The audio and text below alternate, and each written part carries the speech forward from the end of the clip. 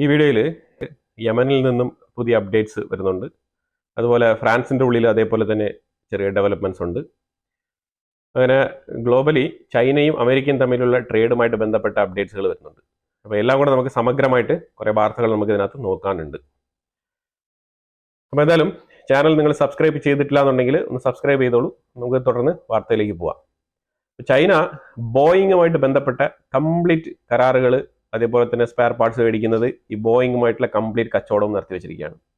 America China തമ്മിലുള്ള പ്രശ്നം കൂടുതൽ ഗുരുതരമായ രീതിയിലേക്ക് മുന്നോട്ട് പോവുകയാണ്. ചൈനയുടെ സൈഡിലുള്ള എക്സ്പോർട്ടേഴ്സ് ആയിക്കോട്ടെ, അമേരിക്കയുടെ സൈഡിലുള്ള ആൾക്കാരായിക്കോട്ടെ, രണ്ടുപേരും തമ്മിൽ അങ്ങോട്ടും ഇങ്ങോട്ടും പ്രൈസ് നെഗോസിയേഷന്റെ കാര്യത്തിൽ വലിയ പ്രശ്നം നേരിടുകയാണ്. ആ ഒരു പ്രതിസന്ധി പരിഹരിക്കാൻ പറ്റാത്ത അവസ്ഥയിലേക്ക് പോവുകയാണ്. അതുകൊണ്ട് സംഭവിക്കുന്നത് ഒരുപാട് ഓർഡറുകൾ ഇപ്പം ക്യാൻസൽ ആവുകയാണ്. Plenty of orders cancelled. ഇതിനു മുമ്പ് ചെയ്തിരുന്ന ഓർഡറുകൾ വരെ ക്യാൻസൽ ആകുന്ന അവസ്ഥയിലാണ് ഇപ്പൊ കാര്യങ്ങൾ മുന്നോട്ട് പോകുന്നത്. കാരണം വേറെ ഒന്നുമില്ല, അങ്ങോട്ടും ഇങ്ങോട്ടുള്ള ഈ താരിഫ് കൊണ്ട് രണ്ടുപേരും തമ്മിൽ, ചൈനയ്ക്ക് കയറ്റി അയക്കുന്ന ആൾക്കാർക്കും അമേരിക്കയ്ക്ക് കയറ്റി അയക്കുന്ന ആൾക്കാർക്കും രണ്ടുപേർക്കും തമ്മിൽ ഈ ഒരു പ്രശ്നം അതിരൂക്ഷമായ നിലയിൽ നടക്കുന്നത് കൊണ്ട് തന്നെ ട്രേഡ് വോളിയം വല്ലാത്ത രീതിയിൽ കുറഞ്ഞിരിക്കുന്നു. ലിറ്ററലി പറഞ്ഞു കഴിഞ്ഞാൽ അങ്ങോട്ടും ഇങ്ങോട്ടും ഇപ്പൊ ഷിപ്മെന്റുകൾ ഒന്നും തന്നെ പുതിയതായിട്ട് മുന്നോട്ട് പോകുന്നില്ല എന്നാണ് മനസ്സിലാക്കാൻ പറ്റുന്നത്. അത് കംപ്ലീറ്റ്ലി സ്റ്റോപ്ഡ്. ആ ഒരു സാഹചര്യമാണ് ഇപ്പൊ നിലവിൽ നിൽക്കുന്നത്. ഇത് അമേരിക്കയുടെ ഉള്ളിൽ ഉണ്ടാക്കുന്ന പ്രതിസന്ധി, അതേപോലെ ചൈനയ്ക്കുള്ളിലും പ്രതിസന്ധി ഉണ്ട്. ചൈന ഇങ്ങനെ തുടരെ തിരിച്ചടിക്കാൻ പ്ലാൻ ചെയ്തിരിക്കുന്നത് അമേരിക്കയ്ക്ക് ഒരു ഷോർട്ട് പീരിയഡിൽ ചെറിയ നഷ്ടത്തിനുള്ള സാധ്യതയുണ്ട്. പക്ഷേ ലോങ് റണ്ണിൽ അമേരിക്ക ഒരു സസ്റ്റൈനബിലിറ്റി അല്ലെങ്കിൽ ചൈനീസ് പ്രോഡക്റ്റ് ഇല്ലാതെ എങ്ങനെ സർവൈവ് ചെയ്യാം എന്നുള്ള ഒരു പുതിയ ലേണിംഗിലോട്ട് പോകുന്നതായിട്ടാണ് ഗവൺമെന്റ് സൈഡിൽ നിന്നൊക്കെ വിലയിരുത്തുന്നത്. പക്ഷേ ഒരു സ്ട്രഗിളിംഗ് കൊണ്ട് ഇല്ലാന്നില്ല. ചൈനയ്ക്കുള്ളിലാണെങ്കിൽ ഏറ്റവും കൂടുതൽ സർപ്ലസ് കിട്ടുന്ന ട്രേഡ് വോളിയൂംസ് ആണ് നഷ്ടപ്പെട്ടുകൊണ്ടിരിക്കുന്നത്. ഇത് ശരിക്കും ചൈനയ്ക്ക് ലോങ് റണ്ണിൽ വലിയ തിരിച്ചടിയാവാനുള്ള സാധ്യത വളരെ കൂടുതലാണ്. ഇതിനകത്ത് സപ്ലൈ ചെയിൻ മേഖലയിൽ വലിയ വിള്ളൽ വീണിട്ടുണ്ട്. നികത്താൻ പറ്റാത്ത രീതിയിലുള്ള ഒരു നഷ്ടമായിട്ട് തന്നെ ഇത് രേഖപ്പെടുത്തും എന്നാണ് ചൈനീസ് കൊമേഴ്ഷ്യൽ ഇൻഡസ്ട്രി പീപ്പിൾ അഭിപ്രായപ്പെടുന്നത്. അവരുടെ അഭിപ്രായം തന്നെയാണ്. അതേപോലെ തന്നെ ഈ ഒരു താരിഫുമായിട്ട് ബന്ധപ്പെട്ട് ഓർഡറുകൾ വരുമ്പോഴത്തേക്കും അവർ ഈ ഒരു ബൾക്കായിട്ടുള്ള ഓർഡറുകൾ എടുക്കാനും അത് അയക്കാനും ആൾക്കാർക്ക് ഭയങ്കര പേടിയാണ്. അതുകൊണ്ട് ഈ ഒരു വ്യാപാര മേഖലയിലുള്ള ആൾക്കാർ ഇപ്പം കുറച്ച് പിന്നോട്ട് വലിഞ്ഞിരിക്കുകയാണ്. അതുകൊണ്ടാണ് ഈ ഒരു ഇമ്പോർട്ട് എക്സ്പോർട്ട് മേഖലയിൽ ഒരു പ്രതിസന്ധി ചൈന അമേരിക്ക തമ്മിൽ നടക്കുന്ന ഒരു വിഷയം. അതുകൊണ്ട് സംഭവിക്കുന്നത് എന്താണെന്ന് വെച്ചാൽ, ഈ താരിഫ് കൊണ്ട് സംഭവിക്കുന്നത് നെഗോസിയേഷൻ എഫക്റ്റീവ് ആവുന്നില്ല. എന്ന് പറഞ്ഞാൽ ഡിസ്കൗണ്ട്സിന് തയ്യാറാവുന്നില്ല. പണ്ടാണെന്നുണ്ടെങ്കിൽ ബൾക്കായിട്ട് ഓർഡർ എടുത്തിട്ട് ഡിസ്കൗണ്ട് ചോദിച്ചു കഴിഞ്ഞാൽ ഓക്കെ, 10 പ്രോഡക്റ്റ് എടുക്കുന്നതിനും 1000 പ്രോഡക്റ്റ് എടുക്കുന്നതിനും 10,000 പ്രോഡക്റ്റ് എടുക്കുന്നതിനും നെഗോസിയേഷനിൽ നല്ല രീതിയിലുള്ള ഇംപ്രൂവ്മെന്റും വ്യത്യാസങ്ങളും വരാറുണ്ട്. ഇപ്പം അത് പർപ്പസ്ഫുള്ളി ചൈനീസ് മാർക്കറ്റിൽ നിന്നും ആ ഒരു ഡിസ്കൗണ്ട് കിട്ടുന്നില്ല. ചൈനക്കാരെല്ലാം ഈ ഒരു കൊമേഴ്ഷ്യൽ ഇൻഡസ്ട്രിയിലുള്ള ചൈനീസ് മാനുഫാക്ചർ എല്ലാം തന്നെ ഒറ്റക്കെട്ടായിട്ട് നിൽക്കുകയാണ്. നോ ഡിസ്കൗണ്ട് ആണ്. അതാണ് ഇപ്പോഴത്തെ പ്രധാന പ്രശ്നം. താരിഫ് ഉണ്ടെങ്കിലും ഈ ബിസിനസ് ചെയ്യുന്ന ആൾക്കാരുടെ ഇടയിൽ ഒരു അണ്ടർസ്റ്റാൻഡിംഗ് ഉണ്ടാവുമല്ലോ. അതായത് രാജ്യങ്ങൾ തമ്മിൽ താരിഫ് ഉണ്ട്. അപ്പൊ ആ താരിഫും ഈ പ്രോഡക്റ്റ് കോസ്റ്റ് ഒക്കെ ഒന്ന് മാനേജ് ചെയ്തുകൊണ്ട് ഏതെങ്കിലും തരത്തിൽ ഒരു വിട്ടുവീഴ്ചയ്ക്ക് തയ്യാറാണെന്ന് ചോദിച്ചു കഴിഞ്ഞാൽ ചൈനീസ് കമ്പനികൾ വിട്ടുവീഴ്ചയ്ക്ക് തയ്യാറാകുന്നില്ല എന്നുള്ള വാർത്തയാണ് പുറത്തു വരുന്നത്.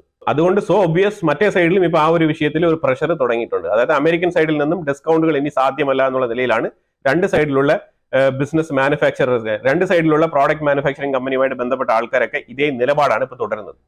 ഷീ ജിൻപിങ് ഇന്നലെ വിയറ്റ്നാമുമായിട്ട് ഉണ്ടാക്കിയ കരാറിൽ മെയിൻ ആയിട്ടുള്ള 2-3 വിഷയങ്ങൾ പുറത്തു വരുന്നത് ഈ റെയർ എർത്ത് മിനറലുമായിട്ട് ബന്ധപ്പെട്ട കരാറുകൾ കൂടുതൽ ഉറപ്പിച്ചതായിട്ടാണ് പറയപ്പെടുന്നത്. അതായത് ഞാൻ ഇന്നലെ ഒരു ചാർട്ട് കാണിച്ചിട്ടുണ്ടായിരുന്നു, ഇപ്പൊ വീണ്ടും കാണിക്കാം. അതായത് ചൈന ഏതാണ്ട് 44% റെയർ എർത്ത് എലമെന്റ്സ് ഹോൾഡ് ചെയ്യുന്നെങ്കിൽ വിയറ്റ്നാം ഏതാണ്ട് 22% അവരും ഹോൾഡ് ചെയ്യുന്നുണ്ട്. 2ാം സ്ഥാനത്താണ് വിയറ്റ്നാം ഉള്ളത്. അപ്പൊ ഈ വിയറ്റ്നാമും ചൈനയും കൂടെ മെർജ് ചെയ്ത് കഴിഞ്ഞാൽ ഏതാണ്ട് 60-65% റെയർ എർത്ത് എലമെന്റ്സ് അവർ ഓൺ ചെയ്യും. അപ്പൊ ആ ഒരു പദ്ധതിയാണ് രഹസ്യമായിട്ട് ഡീൽ ചെയ്തതായിട്ട് പുറത്ത് വാർത്തകൾ വരുന്നത്. ഇതിന് അമേരിക്ക നല്ല രീതിയിൽ കണ്ടംപ്റ്റ് ചെയ്തിട്ടുണ്ട്. വിയറ്റ്നാം കാണിച്ച പരിപാടി ശരിയല്ല, നിന്നെ തൊലച്ചു കളയും എന്നുള്ള രീതിയിലൊക്കെ അമേരിക്ക പല രീതിയിലും വാൺ ചെയ്യുന്നുണ്ട്. പക്ഷേ ഈ വാണിങ്ങിലൊക്കെ ഉപരിയായിട്ട് വിയറ്റ്നാം എന്ന് പറഞ്ഞാൽ ചൈനയുടെ അടുത്ത് കിടക്കുന്ന ഒരു രാജ്യമാണ്. ചൈനയെ എതിർത്തുകൊണ്ട് അവർക്കൊന്നും ചെയ്യാനും കഴിയില്ല എന്നുള്ളതാണ്. കാരണം ചൈന ആ രീതിയിൽ പെരുമാറുന്ന ഒരു സ്വഭാവമുള്ള രാജ്യമാണ്. അപ്പൊ അതുകൊണ്ട് തന്നെ അവര് ചൈനയ്ക്കും അമേരിക്കയ്ക്കും ഇടയിൽപ്പെട്ട് എന്ത് ചെയ്യണം എന്ന് അറിയാത്ത അവസ്ഥയിൽ മുന്നോട്ട് നീങ്ങുന്ന ഒരു വിയറ്റ്നാമാണ് നമ്മളിപ്പം കാണാൻ കഴിയുന്നത്. ഇതിലുപരിയായിട്ട് ചൈന അമേരിക്കയെ തിരിച്ചടിക്കാൻ തുടങ്ങിയിട്ട് കുറെ കാലമായി. അതായത് ഈ വ്യാപാര യുദ്ധത്തിന്, ഈ താരിഫ് വരുന്നതിന് മുമ്പ് തന്നെ 3 മാസങ്ങളായിട്ട് ചൈന അമേരിക്കയിൽ നിന്നും LNG മേടിക്കുന്നത് കട്ട് ചെയ്ത്, അതിലുപരിയായിട്ട് റഷ്യയുടെ നിന്ന് ഏറ്റവും കൂടുതൽ LNG മേടിച്ച് തുടങ്ങിയിട്ടുണ്ട്. അതായത് സൈബീരിയൻ പൈപ്പ് ലൈൻ കണക്ഷൻ വഴിയാണ് റഷ്യയുടെ സൈഡിലുള്ള LNG ഇറക്കുമതി ഇരട്ടിയായിട്ട് വർദ്ധിപ്പിച്ചിട്ടുണ്ട് ചൈന. അതും കൂടെ നമ്മൾ പറയാതെ പോകാൻ വയ്യ. അപ്പൊ ഈ ഒരു സാഹചര്യത്തിനെ മുതലാക്കിക്കൊണ്ട് യൂറോപ്യൻ യൂണിയൻ ഇടയ്ക്ക് ഒരു ഗോൾ അടിച്ചിട്ടുണ്ട്. ആ ഗോൾ എന്ന് പറഞ്ഞാൽ, കണ്ടോ അമേരിക്ക, റഷ്യ ഏറ്റവും കൂടുതൽ ചൈനയ്ക്ക് LNG സപ്ലൈ ചെയ്തുകൊണ്ട് കൂടുതൽ പൈസ ഉണ്ടാക്കുകയാണ്. അതായത് അവര് ചൈനീസ് കറൻസിയിലും റൂബിളിലും തന്നെ ട്രേഡ് ചെയ്ത് ഡോളറൈസേഷൻ എന്നുള്ളൊരു പ്രോഗ്രാം അവർ നടപ്പിലാക്കിക്കൊണ്ടിരിക്കുകയാണ് എന്നുള്ളൊരു ഹിന്റ് അമേരിക്കയ്ക്ക് ഇട്ടുകൊടുക്കുകയാണ്. ട്രംപ് ഇപ്പൊ ഈ ഒരു യുദ്ധം നിർത്താൻ വേണ്ടിയിട്ടുള്ള ശ്രമത്തിലാണല്ലോ. യുദ്ധം അങ്ങനെ നിർത്തണ്ട എന്നുള്ള നിലയിലാണ് ഇടയ്ക്കിടയ്ക്ക് ഇങ്ങനെ ചെറിയ ബോംബുകൾ ഇട്ട് കൊടുക്കാൻ വേണ്ടിയിട്ട് യൂറോപ്യൻ യൂണിയൻ ശ്രമിക്കുന്നത്. പക്ഷെ അത് ഒരു രീതിയിലും ഫലം കാണുന്നില്ല. ട്രംപ് ഇന്നും റഷ്യയെ പ്രശംസിച്ചുകൊണ്ട് തന്നെയാണ് സ്റ്റേറ്റ്മെന്റുകൾ പുറത്തിറക്കിയത്. അതായത് വീണ്ടും ഒരു പോസിറ്റീവ് നോട്ട് കിട്ടാൻ വേണ്ടിയിട്ട് തന്നെയാണ് വെയിറ്റ് ചെയ്തിരിക്കുന്നത്. അമേരിക്കയുടെ ഉള്ളിൽ TSMC എന്ന് പറഞ്ഞ company, Taiwan company, $100 billion investment ആണ് ആദ്യം പദ്ധതി ഒരുക്കിയിരുന്നത്. പക്ഷെ ഇപ്പൊ ആ പ്രോജക്റ്റിൽ $165 ബില്യൺ മുടക്കാൻ തയ്യാറായിട്ട് അമേരിക്കയുടെ ഉള്ളിൽ തന്നെ ഒരു പ്ലാന്റ് $165 ബില്യൺ മുടക്കിക്കൊണ്ട് ഒരു പ്ലാന്റ് സ്ഥാപിക്കാനാണ് ഇപ്പം തയ്യാറാകുന്നത്. അത് മുന്നോട്ട് വന്നിരിക്കുകയാണ്. അത് ആൾമോസ്റ്റ് കൺഫേംഡ് പ്രോജക്റ്റ് ആണ്. ഈ രീതിയിലുള്ള പ്രോജക്റ്റുകൾ അമേരിക്കയുടെ ഉള്ളിൽ കൊണ്ടുവരുന്നതിൽ ഉപരിയായിട്ട് ഈ റെയർ എർത്ത് എലമെന്റുമായിട്ട് ബന്ധപ്പെട്ടുള്ള വിഷയങ്ങളിൽ അമേരിക്ക വളരെ നിർണായകമായിട്ടുള്ള തീരുമാനങ്ങൾ എടുക്കേണ്ടതുണ്ട്. എന്നാൽ മാത്രമേ ഈ രീതിയിലുള്ള കമ്പനികൾ, ഈ ടെക്നോളജിക്കൽ കമ്പനികൾ ഇങ്ങനെ മാറ്റി പാർപ്പിക്കുമ്പോൾ അതിനുള്ള എല്ലാ സാഹചര്യങ്ങളും സപ്പോർട്ടും ആ ഒരു ലാൻഡ് ഒരുക്കി കൊടുക്കണം. ഇല്ലാന്നുണ്ടെങ്കിൽ വീണ്ടും TSMC പോലത്തെ കമ്പനികൾ മറ്റുള്ള ഇതര കമ്പനികൾ വഴി, തേർഡ് പാർട്ടി കമ്പനികൾ വഴി വീണ്ടും ചൈനയുടെ തന്നെ 45% കയ്യിൽ വെച്ചിരിക്കുന്ന റെയർ എർത്ത് എലമെന്റ്സ് ചൈനയെടുത്ത് പോയിട്ട് വീണ്ടും ഇരന്ന് മേടിക്കേണ്ടി വരും. അത് വീണ്ടും ചൈന അമേരിക്കയ്ക്കാണെന്ന് അറിയുമ്പോഴത്തേക്കും വീണ്ടും ചൈന അത് തടഞ്ഞു വയ്ക്കാനുള്ള സാധ്യതയുണ്ട്. അങ്ങനെയാണെങ്കിൽ ഒരു ഹെൽത്തി മാനുഫാക്ചറിങ് കമ്മ്യൂട്ട് അമേരിക്കയുടെ ഉള്ളിൽ സാധ്യമല്ലാത്ത സാഹചര്യം ഉണ്ടാവും. അപ്പൊ അതുകൊണ്ട് ബേസിക് ആയിട്ടുള്ള അമ്യൂണിറ്റീസ് എന്തൊക്കെ ഉണ്ടോ അതെല്ലാം തന്നെ അമേരിക്ക പ്രൊവൈഡ് ചെയ്യാൻ തയ്യാറാവണം. അതിനുള്ള നടപടിക്രമങ്ങളിലോട്ട് മുന്നോട്ട് പോകണം. ഇതാണ് സെൽഫ് റിലയൻസ് എന്ന് പറയുന്നത്. ആ സെൽഫ് റിലയൻസ് ഏറ്റവും കൂടുതൽ അമേരിക്ക ഉണ്ടാക്കേണ്ട ഒരു സാഹചര്യത്തിലാണ് അമേരിക്ക ഇപ്പോൾ തള്ളപ്പെട്ടിരിക്കുന്നത്. കാരണം ഇല്ലാന്നുണ്ടെങ്കിൽ ഈ താരിഫ് വീണ്ടും കുറച്ചു കൊടുക്കേണ്ടി വരും. അതായത് ഇപ്പൊ നമുക്ക് മനസ്സിലാക്കാൻ പറ്റിയത് ചൈനയുമായിട്ട് നടന്നുകൊണ്ടിരിക്കുന്ന ഈ ഒരു താരിഫ് വാർ ഈ നിലവിലെങ്ങും അവസാനിക്കാൻ പോകുന്നില്ല. ഈ ഒരു ലെവലിൽ തന്നെ നിന്നുകൊണ്ട് വേൾഡ് എക്കോണമി സസ്റ്റെയിൻ ചെയ്ത് വരാനാണ് ട്രംപ് അഭിപ്രായപ്പെട്ടിരിക്കുന്നത്. അതായത് മറ്റുള്ള രാജ്യങ്ങളുടെ കാര്യങ്ങളിലൊക്കെ നെഗോസിയേഷൻ നടക്കട്ടെ, പക്ഷെ മേജർ ട്രേഡ് ഡെഫിസിറ്റ് ഉണ്ടാക്കുന്ന ചൈന അതിലുപരിയായിട്ട് മറ്റുള്ള പല മേഖലകളിലും കൺട്രോൾ എടുക്കുന്നു. അതായത് ടെസ്ല ഉൾപ്പെടെയുള്ള കമ്പനികളൊക്കെ നേരിടുന്ന പ്രതിസന്ധി എന്ന് പറഞ്ഞാൽ ചൈന തന്നെയാണ്. പല പ്രോഡക്റ്റുകൾക്കും അവർ ഡ്യൂപ്ലിക്കേറ്റ് അവർ ഉണ്ടാക്കി വെച്ചിട്ടുണ്ട്. അതുകൊണ്ട് തന്നെ കാരണം ഈ ഒറിജിനൽ ബ്ലൂ പ്രിന്റ് കൊടുത്ത് ചൈനയിലാണ് ഫുൾ മാനുഫാക്ചറിങ്, ലേബർ കോസ്റ്റ് ചീപ്പാണ്, അവിടെ മാസീവ് ആയിട്ടുള്ള പ്രൊഡക്ഷൻസ് യൂണിറ്റ് ഉണ്ട് എന്നൊക്കെ പറഞ്ഞുകൊണ്ട് ആ ഒരു ബെനിഫിറ്റിന് വേണ്ടി അവിടെ പോയി കാര്യങ്ങളൊക്കെ ചെയ്ത് അമേരിക്കയ്ക്ക് ഇന്ന് തിരിച്ചറിവ് വന്നിട്ട് പെട്ടെന്നൊരു സുപ്രഭാതത്തിൽ ഇതെല്ലാം മാറ്റി പാർപ്പിക്കണം എന്നാണ് തീരുമാനിച്ചിരിക്കുന്നത്. അപ്പൊ ഇത് ഡെഫിസിറ്റ് മാത്രമായിട്ട് ബന്ധപ്പെട്ട വിഷയമല്ല, ഇതിലുപരിയായിട്ട് ഒരു കോമ്പറ്റീഷൻ കൂടെ, ഒരു മത്സരം കൂടി ഇതിനകത്തുണ്ടെന്നാണ് നമ്മൾ മനസ്സിലാക്കേണ്ടത്. അപ്പൊ മത്സരത്തിൽ വിജയിക്കണമെന്നുണ്ടെങ്കിൽ അമേരിക്ക കുറച്ച് ബേസിക് ആയിട്ടുള്ള അമ്യൂണിറ്റീസ് അവിടെ സെറ്റപ്പ് ചെയ്യേണ്ടതുണ്ട്. എന്നാൽ മാത്രമേ അമേരിക്കയുടെ തന്നെ കമ്പനികൾ അമേരിക്കയുടെ ഉള്ളിൽ വരുള്ളൂ. അതാണ് മനസ്സിലാക്കേണ്ടത്. അതിലോട്ടാണ് ഇപ്പൊ കാര്യങ്ങൾ മുന്നോട്ട് നീങ്ങുന്നത് എന്നാണ് മനസ്സിലാക്കാൻ പറ്റുന്നത്. Papua New Guinea. ഈ പപ്പുവ ന്യൂഗിനിയ എന്ന് പറയുന്നത് ഓസ്ട്രേലിയക്ക് തൊട്ട് മുകളിൽ കിടക്കുന്ന ഒരു ഐലൻഡ് ആണ്. ആ ഐലൻഡിന് തൊട്ട് മുകളിൽ ഒരു പ്ലേസ് ഉണ്ട്, മനുഹ എന്ന് പറഞ്ഞൊരു പ്ലേസ് ആണ്. ഈ മനുഹ എന്ന് പറഞ്ഞ് ഞാൻ ലൊക്കേഷൻ മാപ്പിൽ കാണിക്കുന്ന ഈ ഒരു ചെറിയ ഡോട്ടാണ് മനുഹ എന്ന് പറയുന്നത്. ഈ മനുഹ ഐലൻഡ് പോലത്തെ ഒരു സ്ഥലമാണ്. ഈ സ്ഥലം റഷ്യക്ക് വേണം, റഷ്യൻ ബേസ്, മിലിറ്ററി ബേസ് സ്ഥാപിക്കാൻ വേണ്ടിയിട്ട് വേണം എന്ന് ആവശ്യപ്പെട്ടിട്ടുണ്ട്. ഇത് ഓൾറെഡി തന്നെ റഷ്യക്ക് കൊടുത്തതായിട്ടും അവിടെ ഏതാണ്ട് പാർഷ്യലി കൺസ്ട്രക്ഷൻസ് വർക്കുകൾ, മിലിറ്ററി ബേസ്, മിലിറ്ററി എയർബേസ് സ്ഥാപിക്കുന്ന വർക്കുകൾ നടക്കുന്നതായിട്ടുള്ള വാർത്തകളാണ് പുറത്തു വരുന്നത്. പക്ഷേ ഇതിനെ ഓസ്ട്രേലിയ ശക്തമായ രീതിയിൽ കണ്ടംപ്റ്റ് ചെയ്തിട്ടുണ്ട്. അതായത് പപ്പുവ ന്യൂഗിനിയയിൽ ഓസ്ട്രേലിയയാണ് ഏറ്റവും കൂടുതൽ പ്രൊട്ടക്ഷനും കാര്യങ്ങളൊക്കെ ചെയ്തുകൊണ്ടിരുന്നത്. അമേരിക്കയുടെ സപ്പോർട്ടും കൂടി ഉണ്ടായിരുന്നു എന്നുള്ളതാണ് മനസ്സിലാക്കേണ്ടത്. അപ്പൊ ഇതിലുപരിയായിട്ട് ചൈനയുടെ ഇൻഫ്ലുവൻസ് ഏറ്റവും കൂടുതൽ ഈ ഒരു പപ്പുവ ന്യൂഗിനിയയിൽ വരികയും അതുകൊണ്ടാണ് ഓസ്ട്രേലിയ ശക്തമായിട്ട് ചൈനയെ എതിർക്കാനുള്ള ഒരു സാഹചര്യം ഉണ്ടായത്. കാരണം ഈ പപ്പുവ ന്യൂഗിനിയയിൽ ഉണ്ടായ ചൈനീസ് ഇൻഫ്ലുവൻസ്, പപ്പുവ ന്യൂഗിനിയയിൽ ഇന്ത്യയുടെ ഇൻഫ്ലുവൻസും ഉണ്ട്, പക്ഷേ ചൈനയ്ക്ക് ഉള്ള ഡോമിനൻസ് ഇന്ത്യക്കില്ല. അത് മനസ്സിലാക്കിക്കോണം. ഇതില് റഷ്യക്ക് ഒരു ബേസ് വരുന്നതും കൂടി ഓസ്ട്രേലിയ താല്പര്യപ്പെടുന്നില്ല. ഓസ്ട്രേലിയയുടെ ഭാഗത്ത് അമേരിക്കയ്ക്ക് ഡാർവിൻ എയർബേസ് എന്ന് പറഞ്ഞൊരു എയർബേസ് ഉണ്ട് അതിന്റെ തൊട്ടടുത്ത്. പക്ഷെ ഈ ഭാഗങ്ങളിലെങ്ങും റഷ്യക്ക് ഒരു എയർബേസ് ഇല്ല. പപ്പുവ ന്യൂഗിനിയ ഇതിന് ഓസ്ട്രേലിയക്ക് കൊടുത്തിരിക്കുന്ന മറുപടി എന്ന് പറഞ്ഞാൽ ഇത് ഓൾറെഡി തന്നെ നമ്മൾ കൊടുത്ത് വർക്കൊക്കെ പകുതി നടന്നുകൊണ്ടിരിക്കുകയാണ്, ഇനി ഇത് നിർത്താൻ പറ്റില്ല, ഇത് ഇനിയിപ്പോ എങ്ങനെയാണ് നിർത്താൻ പറ്റുന്നത്? അപ്പൊ അതുകൊണ്ട് ഇതങ്ങ് തുടരട്ടെ. പിന്നെ ഓസ്ട്രേലിയക്ക് ഭീഷണി വരുന്ന രീതിയിലൊന്നും ഒരു പെരുമാറ്റങ്ങൾ ഇവിടെ നിന്ന് ഉണ്ടാവാൻ പോകുന്നില്ല എന്നുള്ള നിലയിലൊക്കെ സംസാരിച്ചിട്ടുണ്ട്. പക്ഷേ ഇതൊന്നും തൃപ്തികരമായിട്ടുള്ള ഒരു മറുപടിയായിട്ട് ഓസ്ട്രേലിയ കൺസിഡർ ചെയ്യുന്നില്ല എന്നുള്ളതാണ്. ഇറാനും അമേരിക്കയും തമ്മിൽ നടന്ന ചർച്ചയിൽ നിർണായകമായിട്ടുള്ള വെളിപ്പെടുത്തൽ സ്റ്റീവ് വിറ്റ്കോഫ്, ഈ ഫോക്സ് ന്യൂസിനാണ് ഈ ഒരു ഇന്റർവ്യൂ സ്റ്റീവ് വിറ്റ്കോഫ് കൊടുത്തത്. അപ്പൊ ഈ ഫോക്സ് ന്യൂസിൽ അവർ ചോദിക്കുന്നുണ്ട്, നിങ്ങൾ എന്താണ് ചർച്ച നടത്തിയത്, ഡയറക്റ്റ് ഇൻഡയറക്റ്റ് എന്നൊക്കെ പറയുന്നുണ്ട്. ഇത് അതിലൊന്നും അല്ല വിഷയം, എന്ത് മാറ്ററാണ് നിങ്ങൾ ശരിക്കും ചർച്ച നടത്തിയത്, അതിനെക്കുറിച്ചൊന്ന് തുറന്നു പറയാമോ എന്ന് ചോദിച്ചപ്പോഴത്തേക്കും സ്റ്റീവ് വിറ്റ്കോഫ് പറയാണ്, പിന്നെ ഞങ്ങൾ വലിയ തോതിലുള്ള ചർച്ചയൊന്നും നടത്തിയില്ല, വളരെ നിർണായകമായിട്ടുള്ള ചില ഇൻസ്ട്രക്ഷൻസ് ആണ് അവിടെ കൊടുത്തത്. എന്ത് ഇൻസ്ട്രക്ഷൻ ആണെന്ന് പറഞ്ഞു കഴിഞ്ഞാൽ, അതായത് നിങ്ങളുടെ പക്കൽ 60% എൻറിച്ച് ചെയ്ത യുറേനിയമാണ് നിങ്ങളുടെ കയ്യിലുള്ളത്. പക്ഷേ അമേരിക്കയുടെ നിർദ്ദേശം എന്ന് പറഞ്ഞാൽ 3.67% എൻറിച്ച്മെന്റ് ചെയ്ത യുറേനിയം മാത്രമേ നിങ്ങളുടെ പക്കൽ ഉണ്ടാവാൻ പാടുള്ളൂ. അതായത് USA പെർമിറ്റ് ചെയ്തിട്ടുള്ളത് 3.67% എൻറിച്ച്ഡ് യുറേനിയം ഇറാന് കയ്യിൽ വെക്കാം. ബാക്കിയുള്ളതെല്ലാം തന്നെ അവിടെ നിന്ന് മാറ്റണം, ഡിസ്പോസ് ചെയ്യണം, എന്തെങ്കിലും ചെയ്ത് ഒഴിവാക്കണം. അതാണ് പറഞ്ഞിരിക്കുന്ന നിർദ്ദേശം. ഇത് ചെയ്തിട്ടേ എഗ്രിമെന്റ് നടപ്പാവുള്ളൂ. പക്ഷെ ഇറാൻ പറഞ്ഞിരിക്കുന്നത് നിങ്ങൾ പറയുന്നതല്ല ശരിയാണ്, അപ്പൊ അതായത് അവരുടെ ഈ സാങ്ഷൻസുമായിട്ട് ബന്ധപ്പെട്ടുള്ള കാര്യങ്ങളൊക്കെ ഓക്കെ ആക്കി കൊടുക്കുകയാണെന്നുണ്ടെങ്കിൽ അവര് യുറേനിയം മാറ്റാം. അതായത് മൂന്നാമത് വേറൊരു രാജ്യത്തിലേക്ക് കൊടുക്കാൻ അവർ തയ്യാറല്ല. അങ്ങനെ അഥവാ കൊടുക്കുന്നെങ്കിൽ റഷ്യ ആയാൽ എന്തെങ്കിലും കുഴപ്പമുണ്ടോ, റഷ്യയുടെ കയ്യിൽ ഞങ്ങൾ ഇത് കൊടുക്കുന്നതിൽ നിങ്ങൾക്ക് എന്തെങ്കിലും കുഴപ്പമുണ്ടോ എന്നുള്ള രീതിയിലാണ് ഇറാൻ ചോദിച്ചിരിക്കുന്നത്. റഷ്യയുടെ സൈഡിൽ കൊടുക്കുന്നതിനെ കുറിച്ച് ഒരു അഭിപ്രായവും അമേരിക്കയുടെ സൈഡിൽ നിന്ന് വന്നിട്ടില്ല. അതായത് അതിനെതിരായിട്ടോ അല്ലെങ്കിൽ അതിനെ അനുകൂലിച്ചോ ഒരു അഭിപ്രായം വന്നിട്ടില്ല. ഇതൊക്കെ 19-ാം തീയതി നടക്കുന്ന ചർച്ചയിൽ ഇതുമായിട്ട് ബന്ധപ്പെട്ട അഡീഷണൽ ഡിസ്കഷൻസ് ഉണ്ടാവും എന്നാണ് മനസ്സിലാക്കാൻ പറ്റുന്നത്. അതായത് റഷ്യ എടുത്ത് ഇത് കൊടുത്തു വെക്കാനുള്ള കാരണം എന്താണെന്ന് പറഞ്ഞാൽ ഏതെങ്കിലും ഒരു സാഹചര്യത്തിൽ ഈ തൽക്കാലം ഇപ്പൊ പറഞ്ഞിരിക്കുന്നത് താൽക്കാലിക കരാർ എന്നാണ്. താൽക്കാലിക കരാർ അല്ലെങ്കിൽ അഥവാ പെർമനന്റ് ആയിട്ട് എന്തെങ്കിലും ഒരു കരാർ ഉണ്ടാകുന്നെങ്കിൽ ആ ഒരു ന്യൂക്ലിയർ ഡീൽ പരാജയപ്പെടുന്ന സാഹചര്യത്തിൽ ഇറാന്റെ ട്രസ്റ്റഡ് പാർട്ട്ണറാണ്, അതും പോയിട്ട് അവർ തമ്മിൽ ഈ ഒരു സെക്യൂരിറ്റി സഹകരണ കരാർ നിലനിൽക്കുന്നുണ്ട്. അതുകൊണ്ട് തന്നെ ആ ഒരു ബേസിസിൽ ഇവർ കൊടുത്ത യുറേനിയം അതേപോലെ തന്നെ റഷ്യ മടക്കി ഇവർക്ക് തിരികെ നൽകും സാധ്യതയാണ് ഇറാൻ അവിടെ തുറന്നിടുന്നത്.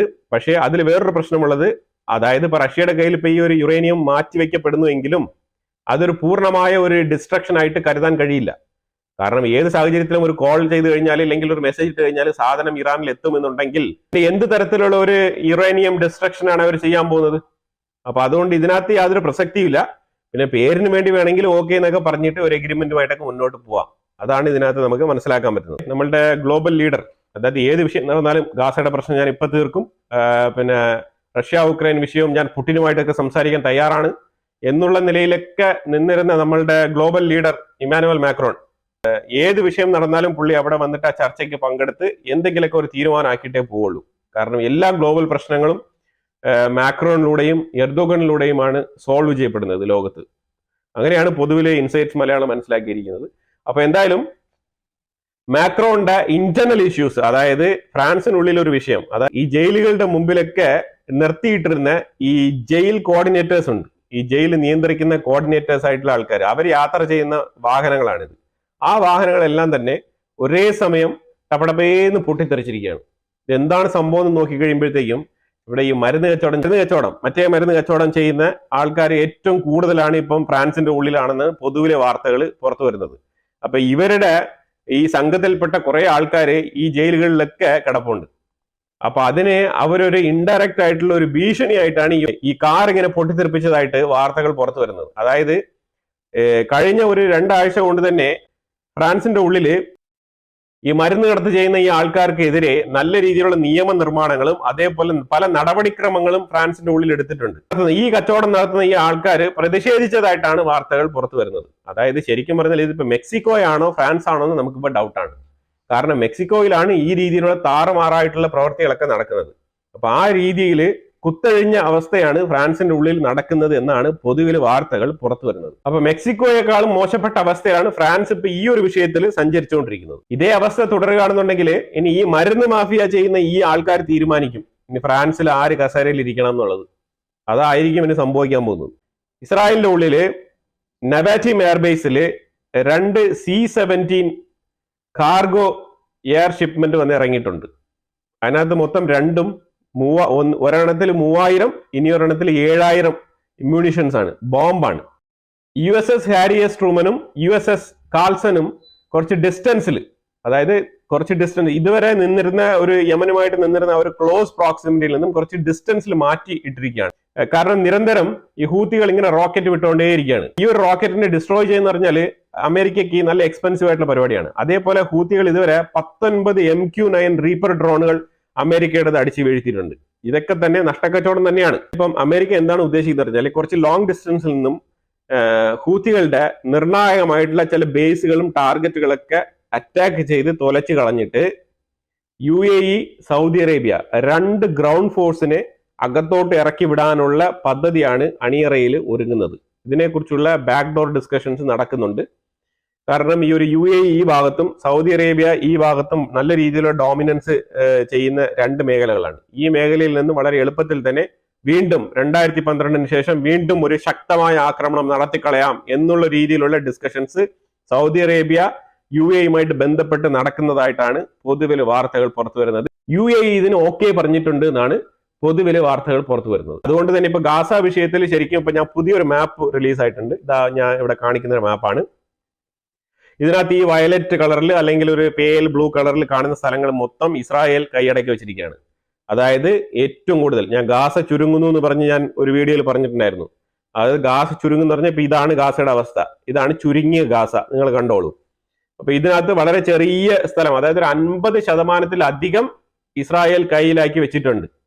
അപ്പൊ ഇതിനകത്ത് ഇപ്പൊ പറഞ്ഞിരിക്കുന്ന വിഷയം എന്ന് പറഞ്ഞാല് എയ്ഡ് ട്രക്കുകൾ 1-2 കടത്തിവിടാം, ലിമിറ്റഡ് എയ്ഡ് ട്രക്കുകൾ വിത്തിൻ ഈ ആഴ്ചക്കുള്ളിൽ ഒരു എയ്ഡ് ട്രക്കുകൾ കടത്തിവിടാൻ ഒരു തീരുമാനമായിട്ടുണ്ട് ഇസ്രായേലിന്റെ ഉള്ളിൽ. അതായത് ഈ ഒരു സീസ് ഫയർ ഡീലുമായിട്ട് അതിനെ ബന്ധിപ്പിക്കേണ്ട, ആ ഡീൽ ഒരു സൈഡിൽ നടക്കട്ടെ. കാരണം എന്താണ്, ഗാസ ഓൾറെഡി തന്നെ മാക്സിമം ഇസ്രായേലിന്റെ കൺട്രോളിലാണ്. ഗ്യാപ്പുള്ള സ്ഥലങ്ങൾ ഇവിടെയൊക്കെ തന്നെ ആയിരിക്കും ബന്ദികൾ ഉണ്ടാവാൻ സാധ്യത. ഇനി ഇവിടെ ഇല്ല എന്നുണ്ടെങ്കിൽ തുരങ്കത്തിലൂടെ ഈജിപ്തിന്റെ ബോർഡറിലെങ്ങാനും ആയിരിക്കും. അപ്പൊ അതിനെക്കുറിച്ച് വിശദമായിട്ടുള്ള കാര്യങ്ങളൊക്കെ ഇനി വരും ദിവസങ്ങളിൽ അതായിരിക്കും ഏറ്റവും കൂടുതൽ ഫോക്കസ് ചെയ്യുന്നത്. അതായത് ഇനി നിർബന്ധിതമായിട്ടും ഹമാസ് ഈ ഒരു ബന്ദികളെ റിലീസ് ചെയ്യേണ്ട അവസ്ഥ വരും. ഇല്ലാന്നുണ്ടെങ്കിൽ ഇസ്രായേൽ ആ ഒരു സ്ഥലത്ത് എത്തിപ്പെടും എന്നാണ് പൊതുവിൽ മനസ്സിലാക്കാൻ പറ്റുന്നത്. അപ്പൊ ഇനി ഏറ്റവും കൂടുതൽ നടക്കാൻ പോകുന്ന ആക്രമണം എന്ന് പറഞ്ഞാൽ ഇനി കാഷ്വാലിറ്റി കുറച്ച് കൂടാനാണ് സാധ്യത.